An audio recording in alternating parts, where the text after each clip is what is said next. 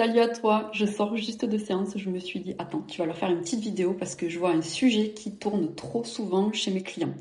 C'est le sujet de l'environnement, le sujet sur les relations humaines, les personnes dont on s'entoure au quotidien. Et ce que je vois, c'est qu'on sous-estime énormément à quel point notre entourage, il impacte notre performance, notre énergie, notre confiance et même l'image qu'on a de nous. Parce qu'en fait, entre une relation saine et une relation toxique, des fois c'est juste un petit détail mais qui va absolument tout changer. Donc, une relation saine, c'est pas toujours une relation où c'est parfait, c'est pas forcément une relation où on est toujours d'accord et je dirais que c'est même le contraire. C'est une relation où tu peux être challengé, tu peux avoir des discussions hyper méga inconfortables, mais par contre, tu vas pouvoir euh, sortir de cette conversation-là sans te sentir rabaissé, sans te sentir vidé.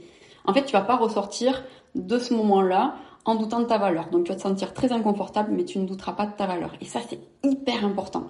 Parce qu'aujourd'hui, j'ai vraiment l'impression qu'il y a beaucoup de personnes qui vont confondre le fait d'être challengé par quelqu'un avec le fait d'être rabaissé émotionnellement.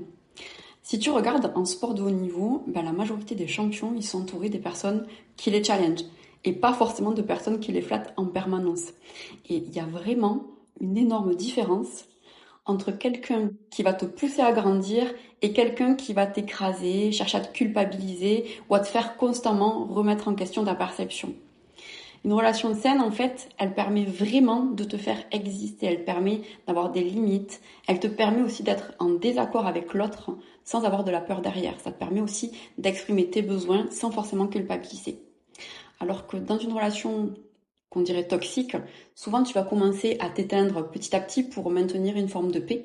Et en fait, la vraie question que tu devrais te poser, c'est pas seulement pourquoi cette personne elle agit comme ça, mais ça va être plutôt pourquoi toi, en tout cas, moi, je tolère ça. Parce que, en fait, si tu restes dans une situation qui te vide, c'est que souvent il y a une part inconsciente chez toi qui va y trouver du bénéfice. Ça peut être éviter la solitude, te sentir utile, éviter certaines peurs. Et tu vois, toute cette lucidité-là, cette honnêteté-là envers toi, elle peut changer ta vie.